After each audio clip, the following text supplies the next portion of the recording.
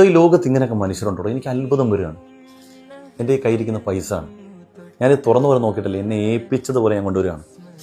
എനിക്ക് നിങ്ങളോട് പറയാനിട്ട് എനിക്ക് കഴിയുന്നില്ല, അത്ര സന്തോഷം. വേറൊന്നും കൊണ്ടല്ല, ഇന്ന് ആവണി മോളുടെ തറക്കല്ലിടലായിരുന്നല്ലോ വീടിൻ്റെ.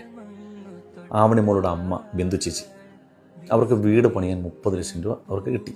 നമ്മളെല്ലാവരും കൂടെ സമാഹരിച്ചാണല്ലോ. ആ പൈസ എല്ലാം അവരെ കൈ കിട്ടി കഴിഞ്ഞപ്പോൾ, ഇന്ന് തറക്കല്ലിട്ട് കഴിഞ്ഞപ്പോൾ എന്നെ മാറ്റി നിർത്തിയിട്ട് പറഞ്ഞു, ഈ പൊതി ഇങ്ങനെ ഏൽപ്പിക്കാൻ ഞാൻ കൈ ഇങ്ങനെ വലിച്ചു. അപ്പോൾ എന്താണെന്ന് വെച്ച് കഴിഞ്ഞാൽ, അപ്പം ഞാൻ ചോദിച്ചു എന്താണിത്? അത് കുറച്ച് പൈസ. ഞാൻ പറഞ്ഞു, ഈ പണി ഇല്ല, നിങ്ങളുടെ എന്തെങ്കിലും കമ്മീഷന് വേണ്ടിയോ മറ്റുള്ള എന്തെങ്കിലും ഉപകാരം കിട്ടാൻ വേണ്ടി ചെയ്യുന്നതല്ല.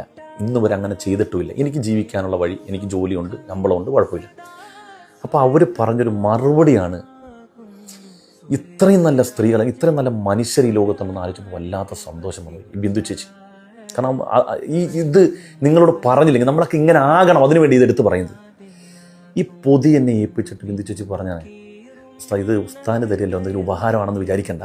ഈ പൈസ എന്ന് പറഞ്ഞാൽ നാളെ ഒരു അവസരത്തിൽ എൻ്റെ മോള് ഞാൻ ഉസ്താൻ്റെ ഒക്കെ വന്നതുപോലെ ഏതെങ്കിലും ഒരു നിർധന കുടുംബത്തിൽപ്പെട്ട ഒരു നിവൃത്തിയില്ലാത്ത മനുഷ്യർ ഉസ്താൻ്റെ മുമ്പിൽ വന്നാൽ ഈ പൈസ വകയിപ്പിക്കണം. നമ്മൾ ചിന്തിച്ച് നോക്കിയേ, പല മനുഷ്യരും കിട്ടും തോറും ഇങ്ങോട്ട് പോരട്ടെ എന്ന് ചിന്തിക്കുന്നവരാണ്.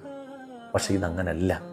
മറിച്ച് തനിക്ക് കിട്ടിയതിൽ നിന്നും ഒരു വിഹിതം, ഞാൻ കടന്നുപോയ ജീവിത വഴിയുണ്ടല്ലോ, അതിലൂടെ സഞ്ചരിക്കുന്ന പ്രയാസത്തിൻ്റെ, പ്രതിസന്ധിയുടെ, നിത്യവേദനത്തിന് വേണ്ടി കഷ്ടപ്പെടുന്ന ആരെങ്കിലും ജീവിക്കാൻ മാർഗമില്ല നിങ്ങളുടെ മുമ്പിൽ വരുമ്പോൾ, ഉസ്താദ് ഇത് കൊടുത്തോണമെന്നും പറഞ്ഞ് എൻ്റെ കയ്യിൽ ഈ പൈസ ഏൽപ്പിച്ചു. അള്ളാഹുവിനെ സത്യം ഞാനങ്ങ് ഉരുകിപ്പോയി. എനിക്ക് വല്ലാത്ത, അത് പറയാതിരിക്കാൻ പറ്റുന്നില്ല. അതുകൊണ്ട് ബിന്ദു ചേച്ചി, നിങ്ങളെ ഈ മനുഷ്യർ ഈ ലോകത്തോട് പരിചയപ്പെടുത്തലാണ് ഏറ്റവും വലിയ ഞാൻ ചെയ്യേണ്ട ഏറ്റവും വലിയ ഉത്തരവാദിത്തം. മനുഷ്യരെ നമ്മളിങ്ങനെയൊക്കെ ആകണം. എല്ലാവരും ഇങ്ങനെ അങ്ങോട്ട് നമുക്ക് വേണ്ടി അങ്ങനെ പിടിച്ചു കൂട്ടി വെക്കുന്നതിനപ്പുറം വിട്ടുകൊടുക്കാനുള്ള മനസ്സ് നമുക്കുണ്ടാകണം. ദൈവം എല്ലാവരും അനുഗ്രഹിക്കട്ടെ. അപ്പോൾ ഇൻഷാ അല്ലാഹ് ബിന്ദു ചേച്ചി നമ്മളെ ഏൽപ്പിച്ച ഉത്തരവാദിത്തം നാളത്തെ ദിവസം തന്നെ നമ്മൾ പാലിക്കും. നമ്മുടെ ലിസ്റ്റിൽ വീടില്ലാത്ത ഒരാളുണ്ട്, ഇൻഷാ അല്ലാഹ് അവർക്കിത് കൊടുക്കും. പടച്ചവൻ നമുക്കൊക്കെ എല്ലാവിധ അനുഗ്രഹങ്ങളും പ്രദാനം ചെയ്യട്ടെ.